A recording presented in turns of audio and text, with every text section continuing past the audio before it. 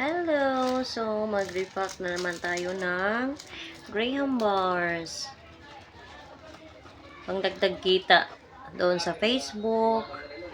At saka, nagsisell din kami ng mga plants for landscape. So, ito sideline ito.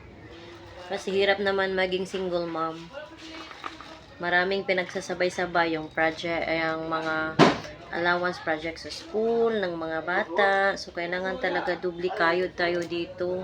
Hindi yung nakaupo ka lang na parang prinsesa, tapos pag may projects, hindi ka na makapagbayad kasi wala kang extra, wala kang pinagkikitaan. Ito, kunti lang naman ang kita, pero okay lang. At least meron kang ginawa, no? Saka, bawal tatamad-tamad. Especially, single mom ka, dapat ipakita mo na kaya mo talaga. Wag yung nung magtatanong maghihingi ka kung saan-saan. Hindi naman masama maghihingi, pero pagdating kasi sa school ng mga anak mo, hindi ko suggest na maghihingi ka kung saan-saan. Dapat talaga may hawak ka na pera kahit kaunti lang. Basta may ginawa ka, ipapakita mo sa mga anak mo na dapat ito ang gawin nyo. Tuturuan nyo sila kung paano maging independent. Kasi hindi lahat ng oras may pera tayo, no? Mahirap ang buhay ngayon. So, dapat dubli kayod. Ito yun ginawa ko, Graham Bars. Graham Bars. Hindi naman malaki ang kita dito, pero okay lang. At least, may kita ka araw-araw, mga 200. Maipon naman yan. Maiipon sa loob ng isang linggo. Kasi sa akin, single mom kasi ako, dalawa yung anak ko, twins. And grade 5 sila, dami ng projects. Unexpected project or a surprise project.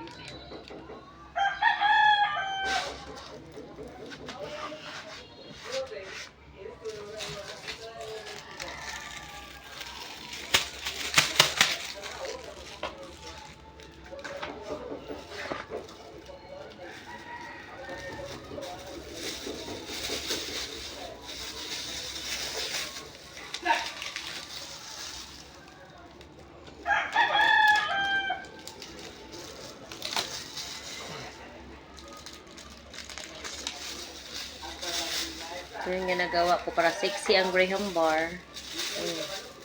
Bumibili ako ng wrapper na may pa-thank you sticker.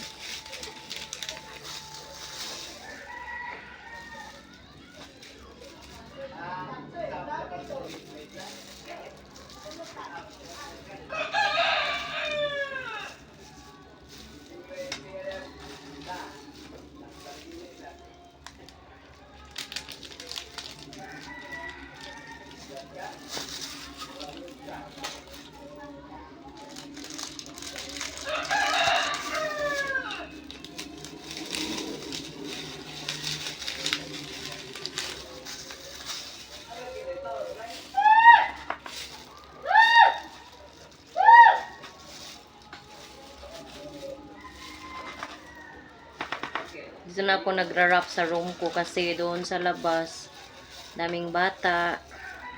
Yung gusto ko talaga yung ginagawa ko malinis. Messy yung background pero malinis to, ha. Simple lang siya.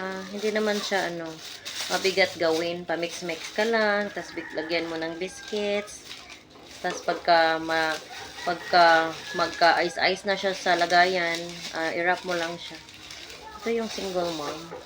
Or even, kung gusto mo lang, kung business-minded ka talaga, magagawa mo talaga to. Or hindi yung nakatambay ka lang. Maganda talaga pag babae tayo, may pera tayo. Hindi tayo nag-antay lang sa asawa or kung sino pa ang nagbigay sa'yo. Maganda yung may sideline ka or kung may alam ka na negosyo or kung paano ka kikita ng pera. Basta sa mabuti lang. Maliit man o malaki, parehas lang yun. Basta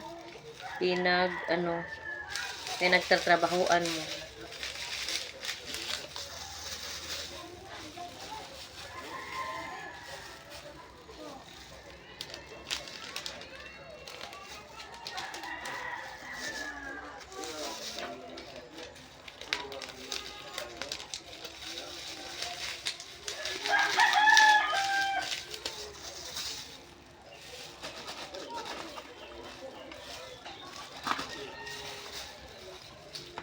Yan siya.